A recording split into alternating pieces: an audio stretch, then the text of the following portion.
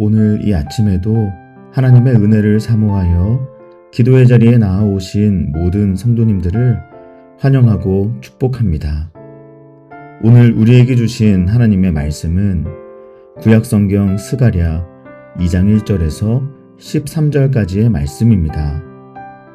오늘은 이곳 네팔에 최초로 세워진 교회에서 사랑하는 선교사님 그리고 선교대원들과 함께 본문을 봉독하겠습니다.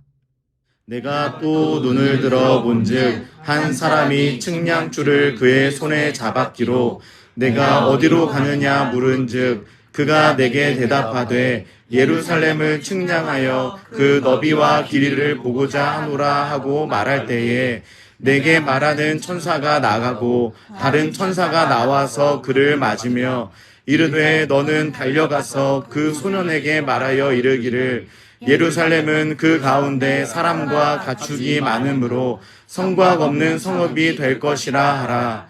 여호와의 말씀에 내가 불로 둘러싼 성곽이 되며 그 가운데에서 영광이 되리라. 오호라 너희는 북방 땅에서 도피할지어다.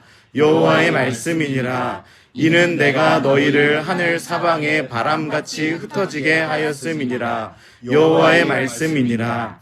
바벨론 성에 거주하는 시온아 이제 너는 피할지니라. 만군의 여호와께서 이같이 말씀하시되 영광을 위하여 나를 너희를 노략한 여러 나라로 보내셨나니 너희를 범하는 자는 그의 눈동자를 범하는 것이라.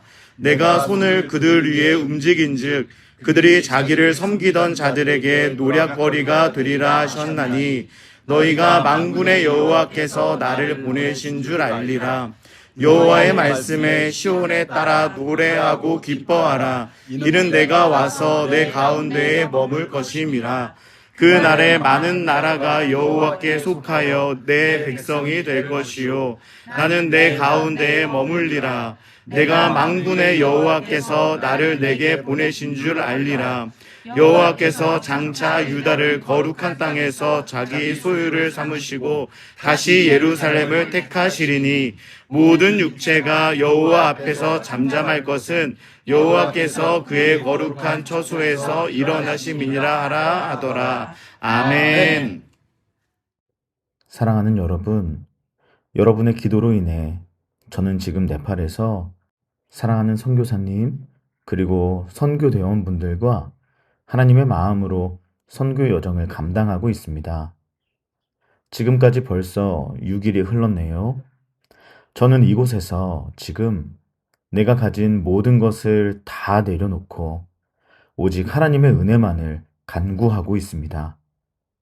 바로 어제 점심이었습니다. 비가 폭포처럼 쏟아지던 길가에서였습니다. 그저 평범한 네팔의 거리였는데 갑자기 제 눈앞에 펼쳐진 그 광경이 참 낯설고도 충격적으로 제게 다가왔습니다. 아이들이 비에 흠뻑 젖으면서도 신발은 다 젖어서 발이 흙탕물에 잠기는데도 너무나 행복한 얼굴로 다니고 있었습니다. 어른들도 마찬가지였습니다. 비가 내려도 길이 엉망이 되어도 우산 하나 없이 비를 쫄딱 맞고 있으면서도 그들의 표정에는 짜증이나 불평 대신 그저 평온함과 해맑은 웃음이 있었습니다. 그 순간 제 마음속에 우리에게 너무 익숙한 서울 강남 거리가 오버랩되기 시작했습니다. 길을 걷다가 갑자기 비가 조금만 내려도 매우 불편해하며 인상을 찌푸리게 되고 어깨라도 비에 젖으면 대단히 불쾌해하고 바지에 물이 튀면 찝찝해하면서 신발에 물이 조금이라도 들어가면 하루 종일 마음이 예민해져 있는 그런 우리들의 모습이 떠올랐습니다. 그리고 이런 생각이 들었습니다. 우리가 여기 와서 복음을 전하면서 우리 입술로는 예수님만이 우리에게 참된 기쁨과 평안을 주신다고 말하고 있는데 이 사람들은 우리를 보면서 정말 그것을 그렇게 느끼고 있을까? 아니면 저 사람들은 행복해 보이지 않는데 왜 스스로 행복하다고 하는가? 아, 저들이 가지고 있는 비싼 옷과 좋은 스마트폰, 많은 돈, 그리고 값어치 있는 물건들을 가지고 있기 때문에 그런가 보다. 어쩌면 이렇게 생각하지 않을까 하는 마음이었습니다. 그리고 그 순간 깨달았습니다. 진리를 전하려고 왔지만 내가 참된 기쁨을 살지 않는다면 오히려 가짜 복음을 전할 수도 있겠구나. 내가 진짜로 행복하지 않으면, 내 안에 은혜가 없으면 어떤 말도, 어떤 사역도, 어떤 헌신도 이 사람들에게 참된 복음을 보여줄 수 없다는 사실을 깨달았습니다. 오늘 본문은 이렇게 시작합니다. 내가 또 눈을 들어본즉 한 사람이 측량줄을 그의 손에 잡았기로 내가 묻되 너는 어디로 가느냐? 그가 내게 이르되 예루살렘을 측량하여 그 너비와 길이를 보고자 하노라. 예루살렘의 크기를 재려는 사람이 있습니다. 얼마나 높게 성을 쌓아야 하는지, 어디까지 울타리를 세워야 안전할지 계산하는 모습입니다. 이것이 바로 우리의 모습인 것입니다. 저도 이번 선교를 준비하면서 얼마나 많은 사역을 해야 하는지, 얼마나 전략을 잘 세워야 하는지, 얼마나 잘해야 복음이 전해질 수 있을지 계속 계산하고 걱정하고 또 대비했습니다. 하지만 네팔에 와서 보니 우리의 힘으로는 복음을 전할 수 없다는 사실을 절실히 깨닫고 있습니다. 이곳의 언어도, 문화도, 현실도, 그리고 우리 선교팀 안의 상황도 모든 것이 우리의 계획을 넘어섭니다. 내가 아무리 측량줄을 들고 계산해도 결국 사람의 마음을 열고 영혼을 살리시는 분은 하나님 뿐인 것입니다.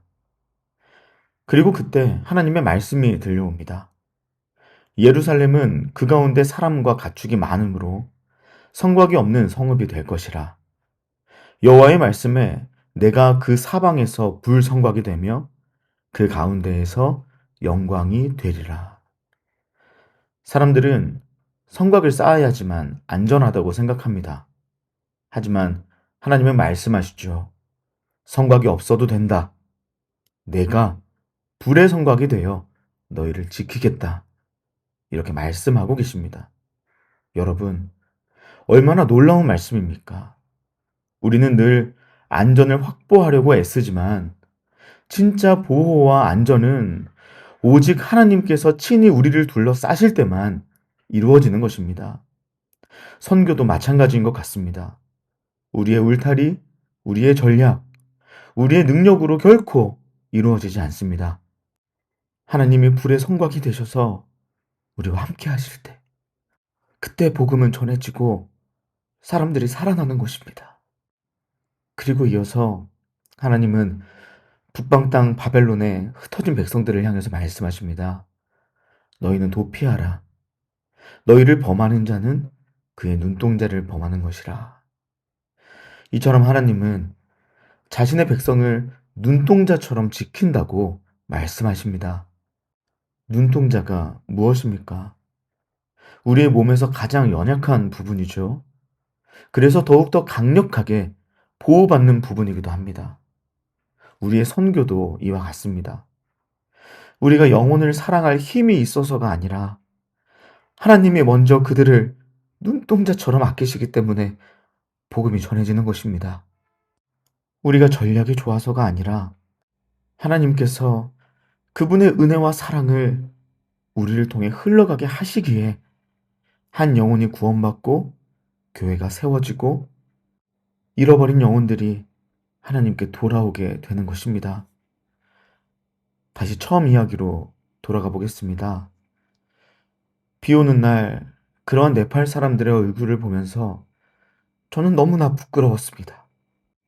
우리는 물질적으로 더 풍요롭고 더 안전한 집에 살고 있고 편리한 삶을 살고 있지만 참된 기쁨은 어디에 있는가?